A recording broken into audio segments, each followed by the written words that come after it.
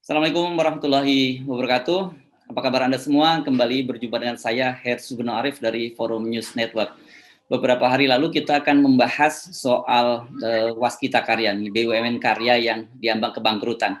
Dan akhirnya sekarang muncul ini pengakuan resmi dari Direktur Keuangan dan juga Dirut Waskita Karya bahwa mereka sekarang ini dililit utang 90 triliun dan bunga banknya saja itu 4,7 triliun dan kondisi bahasa langsung dari Dirut Waskita Karya, kondisi mereka sangat-sangat berat. Kenapa? Karena untuk itu mereka menjual divestasi 5 ruas tol jalan saja tidak laku. Ya memang dalam situasi sekarang siapa yang mau beli jalan tol? Saya akan ajak ngobrol Anda dengan manusia merdeka, Bung Said Didu. Assalamualaikum, Bang Said Didu. Waalaikumsalam warahmatullahi wabarakatuh. Ya, ini pengakuan resmi ini sekarang, Bang Said Didu. Bagaimana Anda melihatnya? Saya pikir kita lihat dulu, ini aneh juga nih, karena saya semestinya bertanya nanti akan memberikan solusi tapi tanpa gaji kita, konsultan gratis saja lah untuk negara. Nah, kita tahu penyebabnya adalah, kita sudah berkali-kali menyatakan penyebabnya ini adalah karena penugasan pemerintah untuk membangun jalan tol yang tidak layak, sehingga Waskita Karya harus berutang sangat besar, 90 triliun, sementara jalan tolnya tidak seperti yang diharapkan. Nah, muncul pertanyaan sebenarnya, kita harus ulas dulu penyebabnya, supaya solusinya nanti jangan sampai orang perampoknya dapat, negara yang nanggung, itu yang harus diwaspadai. Tapi Waskita Karya harus selamat. Begini, kita tahu bahwa Waskita ini salah satu BUMN, ada lagi loh satu Hutama Karya juga berat, dua BUMN yang besar sekali. Nah, membuat utang sampai 90 triliun itu menurut saya perlu diaudit juga, dipertanyakan. Kan begini, saat diberikan diberikan tugas proyek jalan tol yang tidak layak, dia kan berarti dia mencari utang yang sangat besar. Nah, utang itu apa sih? Untuk apa sih? Saya pikir tujuannya ada dua. Yang utama adalah membeli ruas jalan tol yang dari swasta, dan itu sudah. Nah, yang kedua adalah membiayai jalan tol yang yang perlu dilihat sebenarnya secara teliti. Yang saya katakan, sebelum dibantu untuk menyelesaikan ini, saya berharap BPK melakukan audit tujuan khusus, tujuan khusus untuk melihat satu, apakah pembelian ruas tol oleh Waskita Karya dari swasta itu dalam harga yang wajar. Oke. Yang kedua, apakah biaya konstruksi pembangunan jalan termasuk pembebasan lahan itu adalah harga yang wajar. Yang ketiga adalah apakah utang yang diterima Waskita Karya adalah dengan bunga yang wajar. Karena ada juga mafia utang ke BUMN. Tiga hal itu menurut saya harus diaudit dulu, baru baru dicari solusinya. Jadi jangan sampai, nah kita lihat di neracanya juga kan menyatakan bahwa ada aset intangible sekitar 50 triliun. Aset intangible 50 triliun. Ekuitasnya 16 triliun, utang sekitar 90 triliun. Nah, aset intangible itu dijelaskan bahwa itu adalah ruas tol. Ruas tol yang dimiliki atau sedang dikuasai. Nah, ini harus dilihat 50 triliun itu di mana saja, kenapa harganya sampai 50 triliun? Apakah karena 50 triliun untuk penyebabnya adalah karena harga pembelian dari swasta kemahalan dan ditambah biaya konstruksi yang sangat mahal. Itu kita tahu, saya pikir Bapak Presiden, mantan Wakil Presiden Pak JK juga kan pernah mempersoalkan kenapa mahal sekali jalan LRT dari yang ada di Jakarta. LRT itu kan mahal sekali, sampai seingat saya 400 sampai 500 miliar per kilometer, gitu kan. Nah, ini harus diperiksa semua menurut saya, Mas Heru. Nah, itu saya pikir sebelum melakukan solusi penyelesaian. Pengakuan di Waskita Karya, saya pikir itu sudah terlalu terlalu berat bagi mereka. Biasanya Dirut BUMN itu takut mengungkapkan seperti itu karena takut dipecat.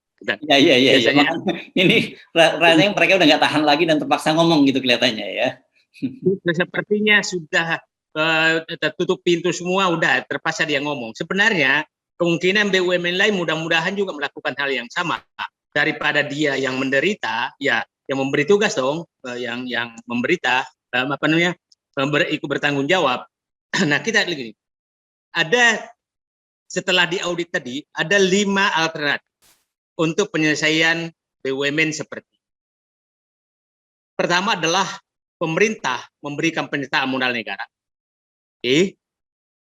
supaya ekuitasnya naik, utangnya berkurang. Yang kedua adalah pemerintah memberikan jaminan untuk restrukturisasi utang. Pemerintah lagi. Yang ketiga adalah pemerintah melalui lembaga lain untuk membantu waskita BUMN yang seperti itu.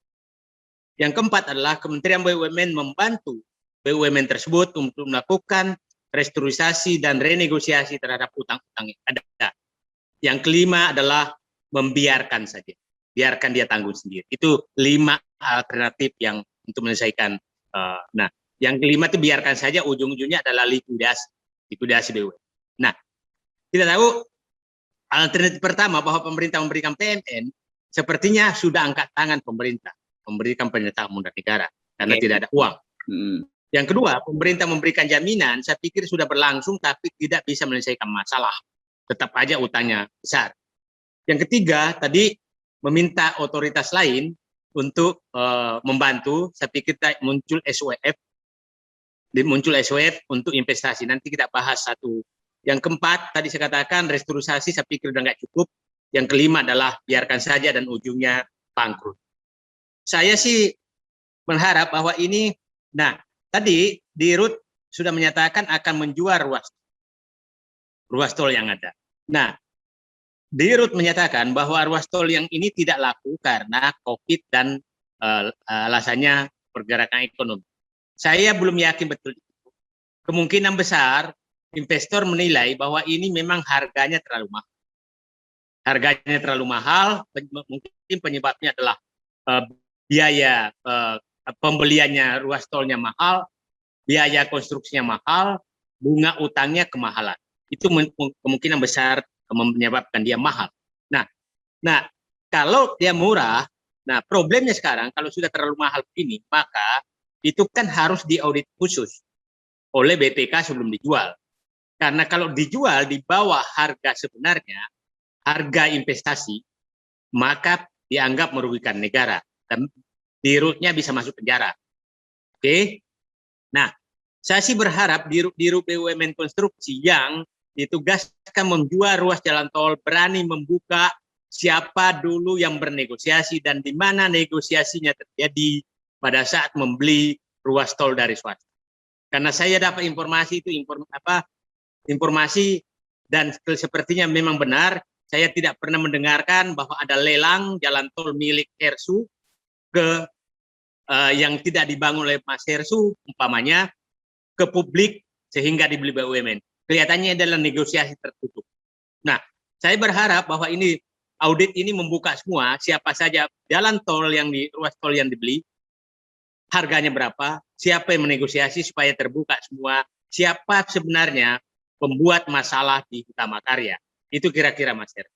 Oke, tadi kita Waskita Karya maksudnya ya, bukan Utama Karya ya. Ya, tadi di RUT Waskita Karya menyatakan bahwa akan diambil alih oleh Indonesian Investment Authority. Ini lembaga apa ini? Nah, SWF ini lembaga yang dibentuk berdasarkan Undang-Undang Cipta Kerja. Jadi sepertinya pemerintah sudah menghadapi persoalan besar untuk melakukan investasi sehingga membuat suatu lembaga yang seakan-akan punya kewenangan untuk menjaminkan aset yang dimiliki BUMN atau pemerintah untuk dicarikan uang untuk dipinjamkan. Itu kira-kira. Nah, tapi yang menarik Mas Hersu, SWF ini sebenarnya negara-negara lain itu membentuk SWF dulu tujuannya adalah dia kelebihan uang di dalam negerinya karena windfall, minyak, tambang, lain-lain, sehingga dibentuk lembaga untuk melakukan investasi di luar negeri terhadap uang-uangnya. Oke, Nah, itu sebentar, negara-negara. sebentar sebelum Anda lanjutkan, Anda nyebutnya tadi SWF. Ya, Apa? betul. Sovereign Wealth Fund. Oh, ini beda dengan Indonesian Investment Authority, beda? Sama. Sama? Sama persis. Oh, oke. Sama persis. Ya. Nah, sama persis itu. Itu SWF itu sama dengan itu persis. Nah, oke, lanjutkan. Sovereign Wealth Fund. Nah, dulu negara lain itu adalah kelebihan uang sehingga dia harus menyelamatkan nilai uangnya dengan cara melakukan investasi di luar negeri terhadap uang-uang dimiliki. Kalau ini terbalik, mengharap uang dari luar negeri masuk ke Indonesia dan dipinjamkan kepada pihak-pihak dalam negeri dalam melakukan investasi. Oke. Nah, sekarang apakah benar itu akan menolong? Kita tunggu apakah benar bahwa itu kendalanya, karena tidak ada juga larangan investasi langsung. Kenapa mesti lewat lembaga SWF lagi? Dan kita ingat, Mas Hersu, untuk menyelesaikan masalah BUMN sudah berkali-kali membentuk lembaga atau badan usaha seperti itu. Ada namanya dulu PT Perusahaan Pengelolaan Aset, itu dibentuk. Saya ikut di dalamnya itu 2006 kira-kira. Semua BUMN yang menghadapi masalah itu dikasih uang lewat PPA. Jadi PPA, pemerintah memberikan uang PPA, PPA menerus pinjamkan kepada BUMN yang bermasalah. Yang kedua, pernah ada PT SMI. Saya agak lupa kepanjangannya, SMI yang dibawa Kementerian Keuangan. Itu juga tujuannya adalah membantu investasi-investasi dan membantu BUMN atau swasta yang menghadapi masalah keuangan dari APBN. Oke. SWF itu sama dengan itu, cuma dia sebagian dari APBN, sebagian dari pinjaman. Nah, problemnya nanti adalah pasti pemilik uangnya pada ini kan SWF akan mencari uang di luar negeri. Siapa yang punya uang? Yang punya uang luar negeri juga pasti berpikir, ngapain saya langsung lewat-lewat lembaga pemerintah lagi, ya kan? Mending saya langsung aja, ya kan? Ngapain lewat. Nah, karena investor umumnya menghindari berhubungan dengan pemerintah, karena itu agak rumit kalau terjadi dispute nanti, maka itu agak rumit. Jadi saya kalau mendengarkan itu, bahwa itu memang SWF akan punya uang dan menginvestasikan, membeli ruas jalan tol, maka itu solusi. Tapi saya belum yakin bahwa itu SWF akan punya uang. Tadi kan Anda punya 5 jalan keluar dan kelihatannya 1-4 itu sangat berat. Tapi yang terakhir juga berat, itu soal likuidasi. Nah, saya ingin tahu kalau sampai terjadi likuidasi, itu bagaimana dengan utang-utangnya? Siapa yang bertanggung jawab? Apakah aset-asetnya diambil, tapi kalau kemudian aset yang dikuasai juga tidak mencukupi, bagaimana itu? Ya, biasanya likuidasi BUMN itu jalan terakhir, dan kalau dilikuidasi adalah pemerintah yang nanggung semua beban yang muncul. Jadi saya hanya menyatakan, ini saya menyatakan jangan sampai jalan itu yang dicapai. Sebenarnya yang harus dilakukan adalah, ini harus kombinasi menurut saya. Kombinasi penyelesaiannya. Tanpa honor tidak. Memberikan ini. Tanpa gaji juga kan. Malah dimaki-maki nanti kalau itu. Oke, nah, nggak apa-apa, lanjut. Kombinasi menurut saya adalah, pemerintah tetap memberikan penyertaan modal negara untuk menambah ekuitas agar rasio utangnya menjadi bagus, sambil melakukan penjualan ruas tol yang ada, kemudian sambil mencari dana lewat SWF. Itu saya pikir. Nah, problemnya adalah kalau kombinasi itu, kalau sudah ditawarkan SWF, ini kan penjualan jalan tol ini kan ada dua, direct kepada investor atau lewat SWF kan, ya kan? Nah, SWF tentunya juga tidak mau mengambil aset-aset yang tidak layak, karena investor juga tahu bahwa kalau tidak layak ya ngapain memberikan uang ke SWF, apalagi yang lelang langsung. Nah, yang problem lelang ini kan ada owner estimate. Saya yakin betul bahwa sebenarnya tidak lakunya ini bukan karena COVID, tapi saya yakin betul bahwa tidak ada pembeli yang mampu membeli dari taksiran owner estimate. Owner estimate itu adalah ya seluruh kos yang dikeluarkan ditambah margin. Sepertinya COVID ini hanya jalan keluar, jalan exit untuk menutupi bahwa gara-gara COVID tidak laku. Saya nggak yakin seperti itu, karena jalan tol yang mau dijual sebelum COVID pun tidak laku juga. Nah, kalau jual rugi mungkin nggak dilakukan semacam itu? Nah, itu rakyat harus marah, nggak bisa menjual rugi. Kalau menjual rugi, itu akan kena di kemudian hari. Nah, itulah saya katakan tadi, saya ulangi, semua BUMN yang mendapatkan penugasan dari pemerintah, itu harus dilakukan audit oleh BPK dalam 3 hal. Saya ulangi, 3 hal. Satu adalah pembelian dari swasta, termasuk umpamanya kereta api cepat, itu kenapa mesti sampai 82 triliun, ada apa yang terjadi. Yang kedua adalah cost-nya, kenapa terlalu mahal, karena yang ketiga adalah pinjamannya, apakah terlalu mahal. Karena begini, tentang jalan tol ini, jalan tol itu dulu sampai itu hanya sekitar 60 miliar per kilometer. Seingat saya sekarang sudah 100 miliar per kilometer. Nah, di luar kota, di dalam kota bisa 200 miliar per kilometer. Kalau 100 miliar per kilometer, kan kemungkinan besar penyebabnya adalah satu, harga tanahnya naik sekali, karena tidak dibatasinya investasi tersebut. Dulu dibatasi, kalau lewat dari situ, maka, nah itu dulu Mas Hersu. Itulah kenapa ruas jalan tol itu selalu dilelang. Yang dilelang adalah siapa peserta tender yang memberikan tarif paling murah dan waktu paling pendek. Itu yang dilelangkan. Sekarang kita tahu pembangunan jalan tol sekarang ini tidak ada sama sekali lelang. Sehingga apa penyebabnya? Cost tidak terkendali. Oke, sekedar mengingatkan dan mohon dikoreksi kalau saya salah. Penugasan ini kan dalam banyak kasus adalah sebenarnya secara bisnis itu tidak layak, gitu ya.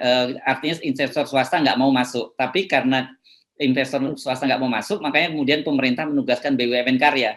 Jadi sejak awal sebenarnya sudah diketahui bahwa itu rugi, tapi ini kan lebih pada langkah dari jadi political action bukan corporate action kan?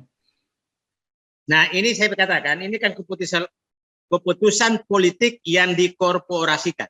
Oke? Keputusan politik yang dieksekusi secara korporasi. Ulangi, keputusan politik yang dieksekusi secara korporasi. Nah, problemnya keputusan ini, jadi menurut saya sih, di dalam Undang-Undang BUMN pasal 66 sudah menyatakan apabila pemerintah memberikan penugasan kepada BUMN dan tidak layak secara ekonomi, maka seluruh biayanya ditanggung oleh pemerintah ditambah margin yang layak. Itu bunyi undang-undangnya. Oke, saya kira sebenarnya masalahnya clear ya. Kita tinggal menunggu bagaimana kelanjutannya. Tetapi seperti Anda sampaikan tadi, sebenarnya masih banyak BUMN lain yang juga mengalami masalah yang sama. Cuman masalahnya apakah mereka berani seperti direksi Waskita Karya membukanya kepada publik. Begitu ya, Bang Said itu ya? Ya, itu saya pikir masalahnya, masalah besarnya ya. Dan saya berharap BUMN lain juga terbukalah saatnya untuk mencari solusi. Baik, terima kasih Bang Said Didu. Assalamualaikum warahmatullahi wabarakatuh. Waalaikumsalam warahmatullahi wabarakatuh.